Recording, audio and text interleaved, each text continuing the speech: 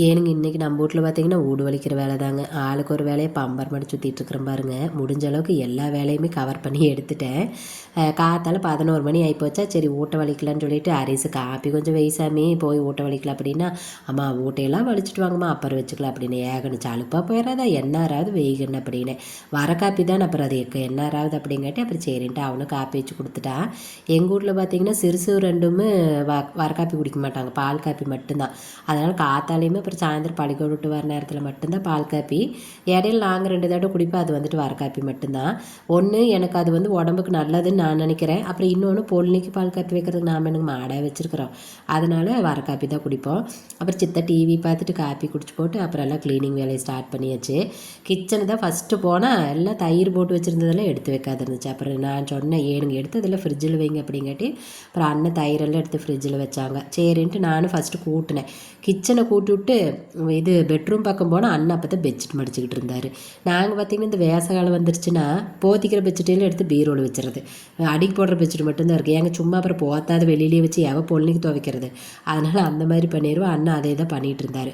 அப்புறம் சரி அப்படின்னு இனிமேட்டு ஓட்டை நீங்கள் கூட்டிகிட்டு வந்துடுங்க, நான் போய் இந்த துணியெல்லாம் ஊற வைக்கிறது இருக்குதுல்ல அதை ஊற வைக்கிறேன்னு மேட்டையும் தூக்கிட்டு துணியெல்லாம் போய் ஊற வைக்க போயிட்டேன். அந்த நேரம் ஹரிஸ் பார்த்திங்கன்னா இதில் கேட்டில் சேக்கோட்டையில் தட்டிகிட்டு இருக்கிறானல்ல, அது மேட்டு ஹாலில் ஒரு பெரிய மேட்டு போட்டிருப்போமா, அப்புறம் அது பொண்ணுக்கு அலச முடியாது. அதனால் இது வாஸ்கோட்டுற சீமாக இருக்குதுல்ல அதில் தட்டினோம்னா அதில் இருக்கிற புழுதி இதெல்லாம் போயிருமா, அப்புறம் அதை தான் பண்ணிகிட்டு இருந்தான்.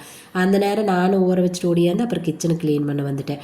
நான் பார்த்திங்கன்னா இந்த ஊடு வலிக்கிற நாளில் பார்த்திங்கன்னா கிச்சனை கழுவுனா தாங்க எனக்கு பிடிக்கும். தினம் வீட்டு வேலையெல்லாம் முடிச்சுட்டு க்ளீன் பண்ணிடுவேன். ஆனாலும் எனக்கு அந்த வலிக்கிற அன்னைக்கு மட்டும் கழுவி விட்டால் தான் எனக்கு திருப்தி. ஆனால் கேஸ் ஆஃப் பண்ணிடுவேங்க, பயந்துக்காதீங்க. கேஸ் ஆஃப் பண்ணிட்டு அடுப்பை ஃபஸ்ட்டு கழுவி எடுத்துகிட்டு அப்புறம் அடுத்துட்டு ஃபுல்லாக எல்லாத்தையும் கழுவி எடுத்துகிட்டு சாமான் தேலை எடுத்து கீழே வச்சுருவோம். அப்புறம் கழுவி விட்டு மறுபடியும் எடுத்து மேலே வச்சுக்க வேண்டியதான். அப்புறம் ஹரி கொஞ்சம் ஹெல்ப் பண்ண, நான் தண்ணி பிடிச்சி கொடுக்குங்காட்டி அப்புறம் சீக்கிரமாக நான் வந்து கழுவிட்டு வந்துட்டேன். அப்புறம் கழுவிட்டு வந்தோடனே ஊட்ட வலிக்கணுமில்ல, ஃபஸ்ட்டு மருந்து தண்ணி ஊற்றி வலிக்கிறதுக்கு அரிசி நீ வலிச்சு கொடுத்துற சாமி, நான் நல்ல தண்ணி வச்சு வலிச்சுக்கிறேன் அப்படின்னு. அப்புறம் சரி அப்படின்ட்டு அப்புறம் அவன் வலிச்சு விட்டு இருந்தான். நாங்கள் அதுக்குள்ளே கடலக்காய் வேறு ஊர்லேருந்து கொண்டாந்து வருஷக்கணக்கு மேலே ஆகி போச்சு, துளுண்டு நின்னது அப்படியே நின்று போச்சு. அப்புறம் இன்றைக்கி அதைத்தான் தொடிச்சிக்கிட்டு இருந்தோம். அப்புறம் சரி நான் வலிச்சு கொடுத்தோன்னையும் அப்புறம் நான் நல்ல தண்ணி வச்சு வலிச்சிட்டு போயிட்டேன். அவன் பார்த்திங்கன்னா வீட்டுக்குள்ளேருந்து வெளியில் வலிச்சிட்டு வருவான், நான் வெளியிலேருந்து வீட்டுக்குள்ளே வலிச்சிட்டு போவேன். ஏன்னா பாத்ரூம் வந்து அங்கே பெட்ரூமில் தான் இருக்குது, வெளியில் எதுவும் இல்லையா, அதனால் வலிச்சிட்டு போனால் அப்படியே போய் பாத்ரூமில் குளிச்சுட்டு அதுக்கப்புறம் தான் நான் வெளியிலே வருவேன். அதனால் நான் இங்கேருந்து அப்படியே வலிச்சிட்டு போயிடுவேன். நான் எனக்கு என்னமோங்க வீட்டு வேலை செய்கிறப்ப எங்கள் வீட்டில் ஆளுங்க இருந்தால் என்னால் அவங்களுக்கு வேலை சொல்லாது, என்னாலே எல்லா வேலையும் செய்ய முடியறதில்ல. அது நமக்கு வந்து நம்ம முன்னாடி ஒருத்தர் சும்மா உட்காந்துருக்குறாங்கன்னா அது வந்து ஏற்றுக்கவே முடியறதில்ல. எனக்கு தெரிஞ்சு நிறைய லேடிஸ்க்கு இந்த பழக்கம் இருக்குன்னு நினைக்கிறேன்.